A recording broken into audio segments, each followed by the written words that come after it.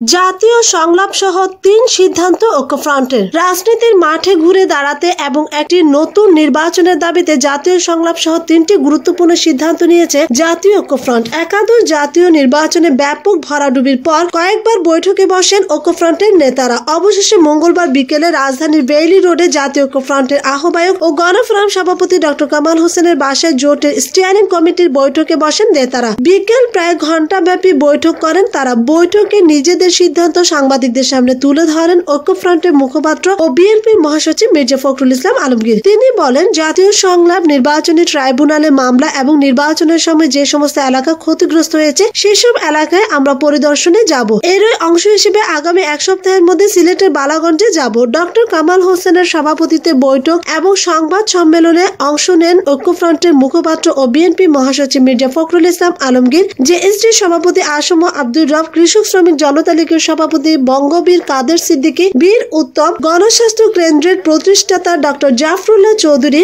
নাগরিক ঐক্যের আহ্বায়ক মাহমুদুর রহমান মান্না, শহীদুল্লাহ কায়সার প্রমুখ। এবার ভিন্ন প্রসঙ্গ, নির্বাচনে অনিয়ম সহিংসতার বিষয়ে অবগত জাতিসংঘ। বাংলাদেশে একাদশ জাতীয় সংসদ নির্বাচনে অনিয়ম সহিংসতা ও প্রাণহানি সম্পর্কে অবগত থাকার কথা জানিয়েছে জাতিসংঘ। 31 ডিসেম্বর পিস অ্যান্ড সিকিউরিটি শীর্ষক জাতিসংঘের মুখপাত্রের অফিস থেকে দেয়া বিবৃতিতে কথা বলা হয়েছে। সোমবার এক লিখিত প্রতিক্রিয়ায় জাতিসংঘ মহাসচিবের ডেপুটি মুখপাত্র ফারহান হক জানান, বাংলাদেশের জাতীয় নির্বাচন সংগঠিত অনিয়ম আর সহিংসতার ঘটনাগুলো সম্পর্কে অবগত আছে জাতিসংঘ। নির্বাচনী প্রচারণা আর নির্বাচনের দিন সহিংসতায় যে সকল প্রার্থী এবং ভোটার হতাহত হয়েছেন তাদের প্রতি সমবেদনা প্রকাশ করছি। জনগণের সমাবেশ এবং মত প্রকাশের কোনো প্রকার বাধা না দেওয়ার আহ্বান জানিয়ে এই মুখপাত্র বলেন, 10 বছর পর নির্বাচনে অংশ নিয়ে বিরোধী দলগুলোকে স্বাগত জানাচ্ছে জাতিসংঘ। জনগণ যেন নির্বাচনের পরও স্বাধীনভাবে সমাবেশ এবং মত প্রকাশ করতে পারে সেই সুযোগ নিশ্চিত করতে এবং সংযত থাকতে সর্বপক্ষকে আহ্বান জানায়। নির্বাচনে অনিয়মের অভিযোগ আইনিভাবে সমাধানের তাগিদ দিয়ে এই মুখপাত্র বলেন, শান্তিপূর্ণ পন্থায় এবং আইনি প্রক্রিয়া অবলম্বন করে নির্বাচনে ঘটে যাওয়া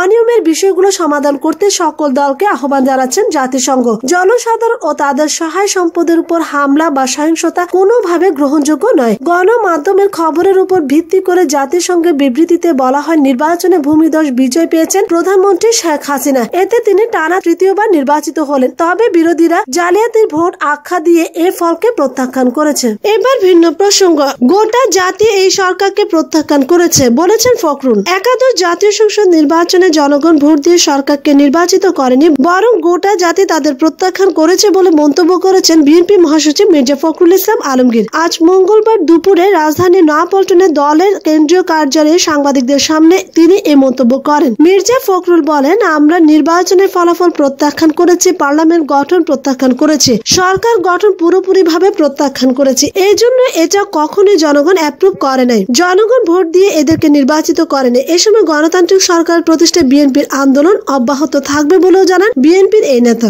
এবার ভিন্ন প্রসঙ্গ, গ্রহণযোগ্য নির্বাচন না হলে অংশগ্রহণমূলক হয়েও লাভ নেই। গত 3 জানুয়ারি নির্বাচন কমিশন সচিবালয়ের উদ্যোগে আয়োজিত ধন্যবাদ জ্ঞাপন অনুষ্ঠানে নিজের দেয়া বক্তব্যের ব্যাখ্যা দিলেন নির্বাচন কমিশন মাহবুব তালুকদার। মঙ্গলবার 8 জানুয়ারি আগারগাঁওয়ের নির্বাচন ভবনে সাংবাদিকদের কাছে এমন মন্তব্য করেন তিনি। 3 জানুয়ারিতে নির্বাচন কমিশন সচিবালয়ের উদ্যোগে আয়োজিত ধন্যবাদ জ্ঞাপন অনুষ্ঠানে আমি যে বক্তব্য রেখেছি তাতে কিছু বিভ্রান্তি সৃষ্টি হয়েছে। অনেক সাংবাদিক আমাকে প্রশ্ন করেছেন আমি আবার অবস্থান পরিবর্তন করেছি কিনা। এ সম্পর্কে বিভ্রান্তির অবসান ঘটাতে বিষয়টি স্পষ্ট করা প্রয়োজন। নির্বাচনে বিশ্বাসঘাতকতা ও গ্রহণযোগ্যতা নিয়ে ধন্যবাদ জ্ঞাপন অনুষ্ঠানে আমি কোনো কথা বলিনি দাবি করে মাহবুব তালুকদার বলেন, আমি বক্তব্যে বলেছি অংশগ্রহণমূলক নির্বাচন উপহার দিয়েছি।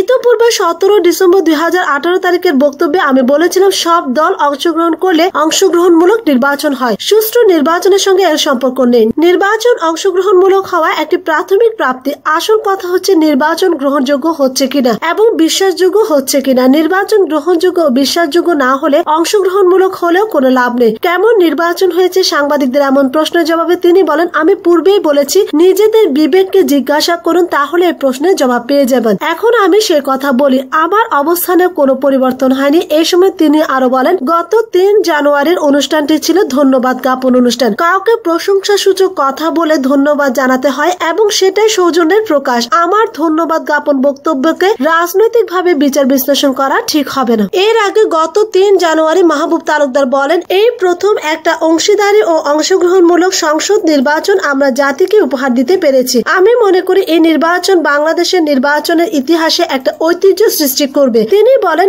নির্বাচন যে এত বিশাল কর্মযজ্ঞ এই বিষয়ে সত্যি আমার ধারণা ছিল না, কারণ নির্বাচন কমিশনের সঙ্গে কাজ করার কোনো সুযোগ কিংবা নির্বাচন কমিশন সচিবালয়ে কাজ করার কোনো সুযোগ আমরা জীবনে কখনো হয়নি। আমি বিশেষ করে লক্ষ্য করেছি এই বিশাল কর্মযজ্ঞে যিনি কেন্দ্রবিন্দু আমাদের নির্বাচন কমিশনের সচিব মহোদয় এবং তার সঙ্গে এখানে যারা ছিলেন তারা কি নিরলস প্রচেষ্টার মাধ্যমে এই নির্বাচনকে সফল করেছেন। সেজন্য আমি বিশেষভাবে ধন্যবাদ জানাতে চাই মাননীয় প্রধান নির্বাচন কমিশনারকে। তিনি একজন মুক্তিযোদ্ধা, যোদ্ধার মতো তিনি এই বিশাল কর্মযজ্ঞের সবাইকে নেতৃত্ব দিয়েছেন। এবার ভিন্ন প্রসঙ্গ, অসুস্থ বিএনপি নেতা মনিরুল হক চৌধুরীকে কেরানীগঞ্জ কারাগারে স্থানান্তর। বিএনপি চেয়ারপারসন বেগম খালেদা জিয়ার উপদেষ্টা এবং একাদশ জাতীয় সংসদ নির্বাচনে কুমিল্লা 10 সংসদীয় আসনে প্রতিদ্বন্দ্বী কারাবন্দী নেতা মনিরুল হক চৌধুরী জাতীয় ঐক্যফ্রন্টের অন্যতম সমন্বয়ক, বিএনপি চেয়ারপারসন বেগম খালেদা জিয়ার উপদেষ্টা এবং একাদশ জাতীয় সংসদ নির্বাচনে কুমিল্লা 10 সংসদীয় আসনে প্রতিদ্বন্দ্বী কারাবন্দী নেতা মনিরুল হক চৌধুরীর অবস্থা সংকটাপন্ন।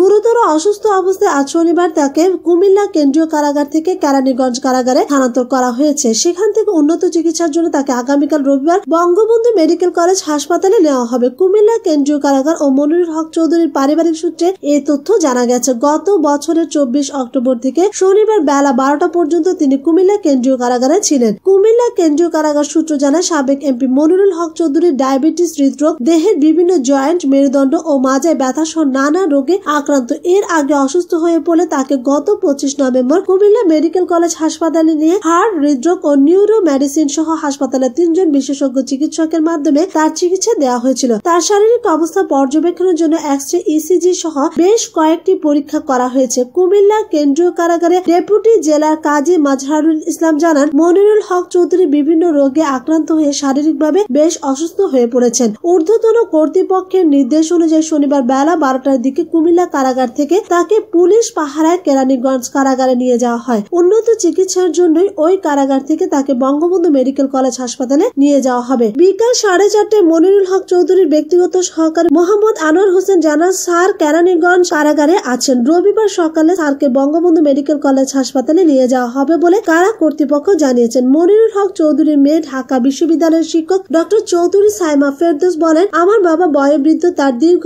55 বছরের রাজনৈতিক জীবনে কখনো প্রতিহিংসার রাজনীতিকে প্রশ্রয় দেননি। তিনি মহান মুক্তিযুদ্ধের একজন সংগঠক, যুদ্ধ করে দেশ স্বাধীন করেছেন। স্বাধীন দেশে মুক্তিযোদ্ধার সন্তান হিসেবে আমরা আজ কি দেখছি? সম্পূর্ণ রাজনৈতিক প্রতিহিংসার শিকার হয়ে একের পর এক মিথ্যা ও গায়বী মামলায় তিনি গত বছরের 24 অক্টোবর থেকে কারাগারে বন্দী আছেন। নানান জটিল রোগে আক্রান্ত হয়ে তার জীবন সংকটাপন্ন হয়ে পড়েছে। টানা হেঁচড়ায় যে কোনো সময় তিনি মারাও যেতে পারেন। এর বিচারটা আমরা কার কাছে চাইবো? জবাব কে দেবে? আমরা অবিলম্বে তার মুক্তির দাবি জানাচ্ছি।